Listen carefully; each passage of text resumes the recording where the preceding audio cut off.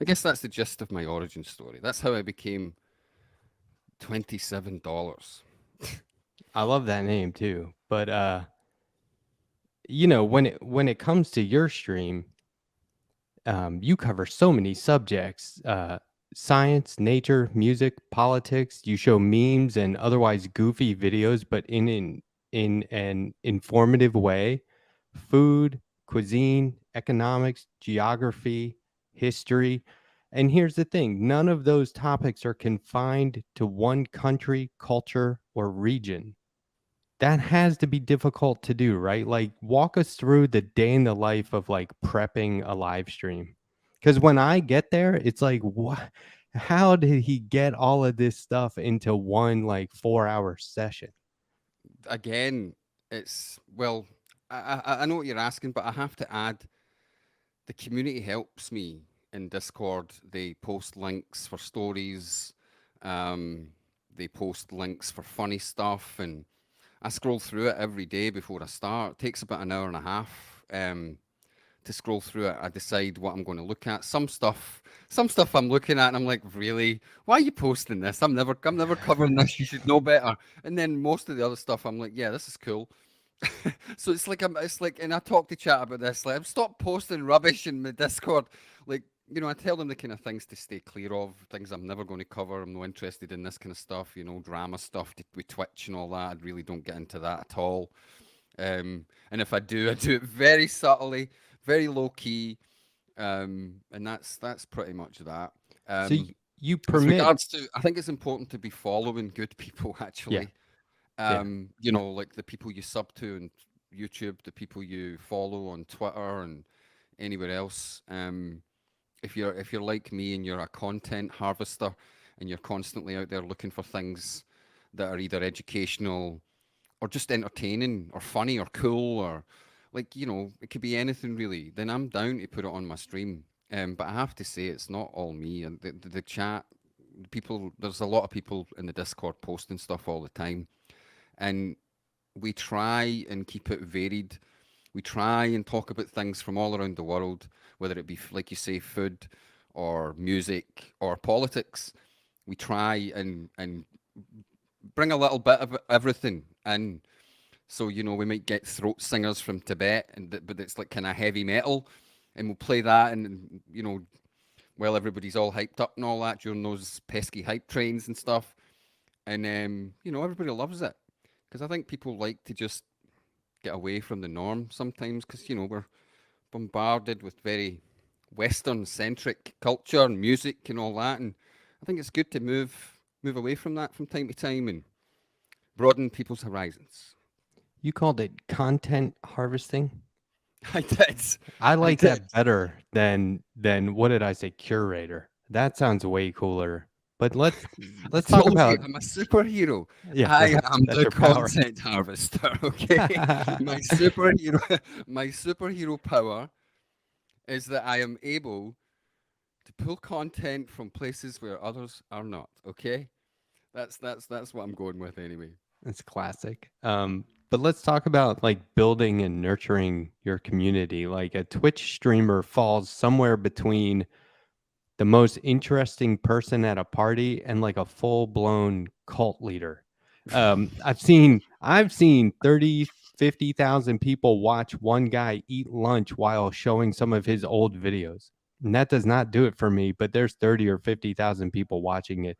At some Oh yeah, point, you can't make it, it's just not intimate enough. And so you really do go about it like it's more meaningful for you, right? To have a community. I think when there's certainly a dynamic between, or a difference, I should say, between smaller communities and larger communities, and neither is better than the other, in my opinion. Um, I think, I think so. Like I've noticed certain, like I'll give you an example. I know there's definitely people out there who, once a community gets to a certain size, they're away. They're not interested in that community anymore. Um, and that's a small number. I'm talking about people once you get to like up to like the 30, 40 viewer mark, there's certain people just like, there's too many people like you for me, I'm away. Because some people like that intimate 5 viewers, and every single time you speak, it's getting addressed, right? And, that's a kind of nice community and people are all friends and all that. And I think we've still got a bit of that. I think, I get like 80 to 100 viewers every night. And I think I know everyone's names and I know where a lot of people are from. And I think if you were all of a sudden like 400 or 500 viewers, it would be difficult to keep a hold of that. You try to, but it would be difficult, I think. Yeah, I don't I like on the one hand, I love being like I know if I say something in your chat, you're likely to repeat it or talk about it, but on the other hand, I'm like, "Ah, I don't want to say something stupid, because he's going to bring it up and I'm going to look dumb. But that's part of being in a community. You need some trust and some faith that whoever's like in charge of this thing, whoever's moderating it, and whoever's in whoever the moderators are moderating on behalf of is cool and is on your side. And I really do think that. What are some of like the downsides? Like, so this is one thing. All my guests have their own show or podcast or something, right? So I always want to know, like, what's the ideal version of what you do, and so that means there has to be like a downside. And like, what's one thing that you wish was different, either positive or negative, about streaming that would make it more like closer to your ideal version? Or is this really something, is it like folk art where you just sort of roll with it? I've never thought of an ideal. However, my parameters have changed many times. I remember, I remember when I first started on Twitch. I remember being like a, 7 or 8 viewer Andy, lovely, and I remember saying, God, I would hate to have like 25 viewers in here every night, man. Jesus, that would be so stressful, right? Then you fast forward 6 months or 9 months or whatever it was, and that's where I was. And it wasn't stressful at all. And then, I'd be saying then though, like, oh, could you imagine having 70, 80 people in your stream every night? Jeez, that'd be wild.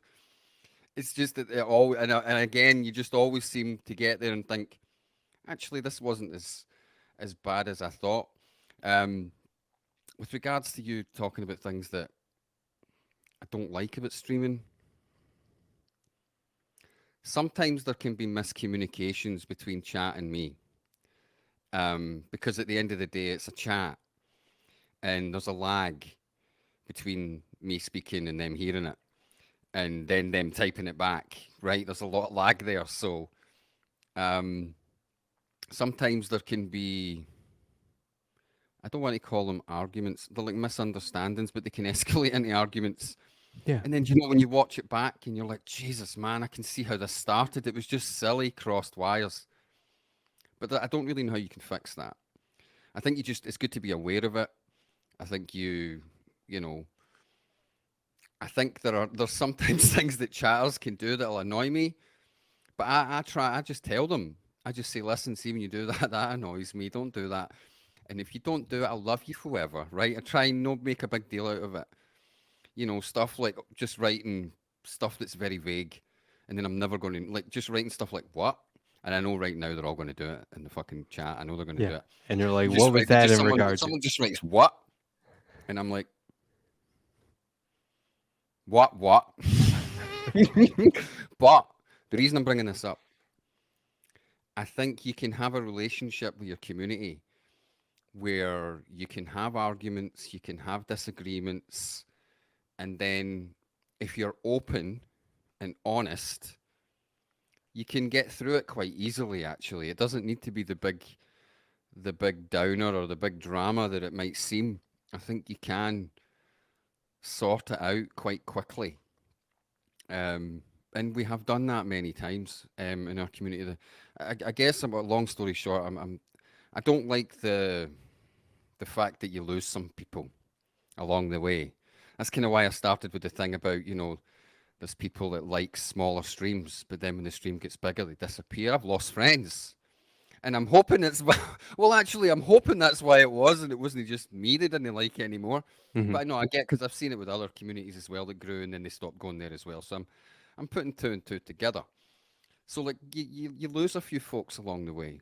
Some you want to lose, some you don't know, and that's one of the things I don't like about Twitch. I guess there's a few people I miss, but you know.